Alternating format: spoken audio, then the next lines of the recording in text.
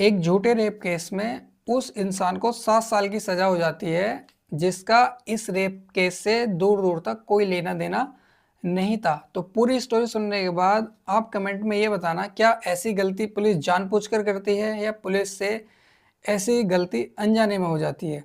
जय हिंद दोस्तों, आप देख रहे हैं मल्टीपल क्राइम और मेरा नाम है आमिर। आज की जो सच्ची घटना है, इस घटना में हम बात करेंगे मुंबई के उस जगह की जहां पर यह घटना हुई थी। तो मुंबई में एक जगह पड़ती है जिस जगह का नाम है घाटकोपर रेलवे स्टेशन। तो घाटकोपर रेलवे स्टेशन से पुलिस के पास एक कॉल आती है जिसमें बताया जाता है कि यहाँ पर एक लड़की के साथ रेप हुआ है।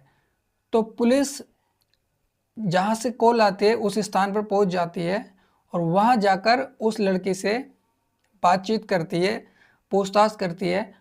तो लड़की के मुंह से एक नाम निकलता है, गोपी।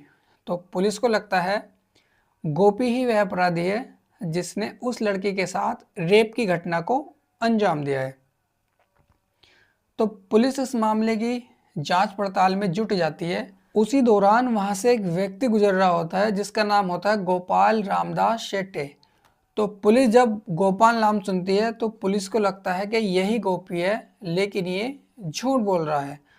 हालांकि वो कहता है कि वह गोपी नहीं, गोपाल रामदास सेठे है और वह किसी काम के सिलसिले में यहाँ पर आया था और वह अपने ट्रेन के इंतजार कर रहा है। लेकिन पुलिस बिना कुछ सुने उसको उठा करके थाने ले जाती है और थाने में उसे बिना किसी लिखत पढ़त के 3 से 4 दिन तक बंद कर देती है। हालांकि वह बार बार कह रहा था कि वह गोपी नहीं है, उसका पूरा नाम गोपाल रामदास शेट्टे है, लेकिन पुलिस उसकी बात को बार बार इग्नोर कर देती थी। लगातार 3-4 दिन लॉकअप में रहने के बावजूद, क्योंकि वह बहुत गरीब घर से था, उसकी सुनवाई करने के लिए भी कोई थाने नहीं आया था।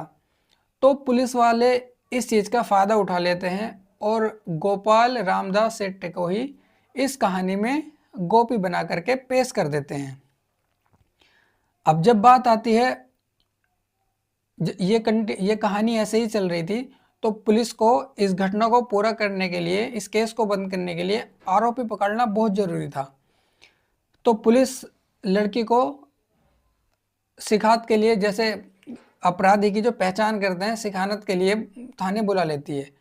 लड़की उसको पहचानने से इनकार कर देती है, लेकिन पुलिस क्या करती है, इशारे के जरिए उसको लड़की को बता देती है और लड़की वैसा ही करती है।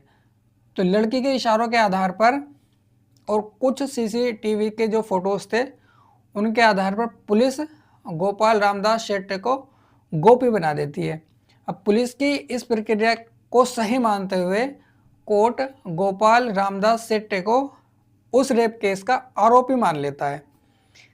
आरोपी मानने के बाद जब कोर्ट उसे इस केस के अंतर्गत कोर्ट फिर उसे 7 साल की रेप केस में सजा सुना देता है।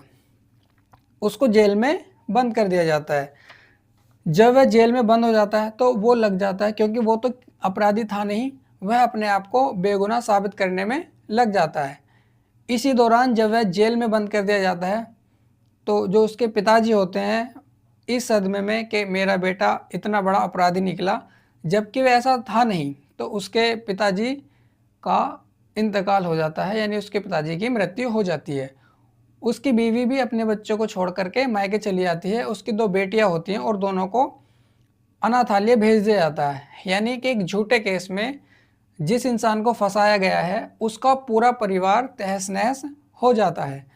अब वह व्यक्ति अपने आप को जेल के अंदर से ही निर्दोष साबित करने में लग जाता है। इसके लिए उसने आरटीआई डालकर पुलिस से जवाब मांगा कि मुझे वो सीसीटीवी फुटेज दीजिए जिसमें आपने मुझे दोषी साबित किया है। लेकिन पुलिस उसको ये सीसीटीवी देने से, फोटोज़ देने से इनकार कर देती है।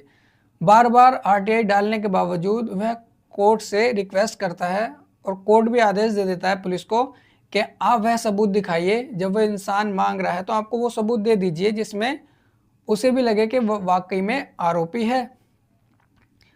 अब जब वह सबूत रामदास गोपाल शेट्टे को मिल जाते हैं तो उन सबूतों के आधार पर ही वह कोर्ट के सामने यह साबित कर देता है कि जो जिस फोटोज़ को पुलिस उसको अपराधी बना रही थी वो उस वक्त वहाँ पे था ही नहीं, यानी कि वो किसी और के फ़ोटोज़ थे।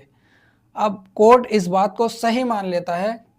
हालांकि कोर्ट ने दोबारा से जांच पड़ताल करने के लिए पुलिस को और थोड़ा सा टाइम दिया, लेकिन पुलिस ऐसा करने में नाकाम हो जाती है। तो गोपाल रामदास सेट्टे की रिपोर्ट को सही मानकर कोर्ट उसे बाइज्जत बरी कर देता है। अब जब कोर्ट उसे बाइज्जत बरी कर देता है तो अब सवाल ये आता है, क्या पुलिस की जांच इतनी कमज़ोर होती है कि किसी भी व्यक्ति को, वैसा व्यक्ति जिसका उस केस से कोई लेना देना ही होता ही नहीं है, जरा सी नाम की मिस्टेक पर गोपी से गोपाल और गोपाल से गोपी बना करके पेश करके एक व्यक्ति की ज़िंदगी तहस नहस कर देती है। आखिरकार कोर्ट उसे बरी कर देता है। जब वह बरी हो जाता है तो बरी होने के बावजूद वह बताता है कि इन 6 सालों में ऐसा करने में उसको कुछ 6 साल लग गए थे अपने आप को बरी करने में।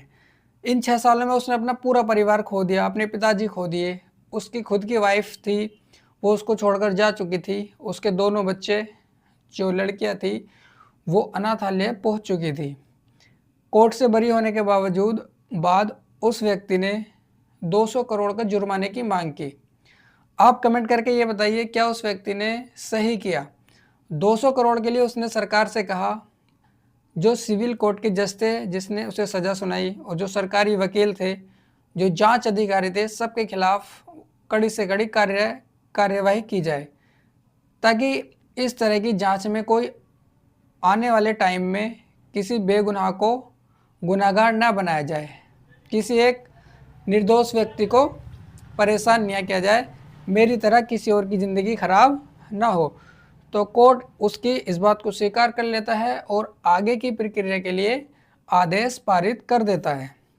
तो आप कमेंट करके बताइएगा कहानी आपको कैसे लगी, और पुलिस से ये गलती जानबूझकर होती है या पुलिस इस तरीके की घटनाओं को जानबूझकर अंजाम दे देती है। Thank you.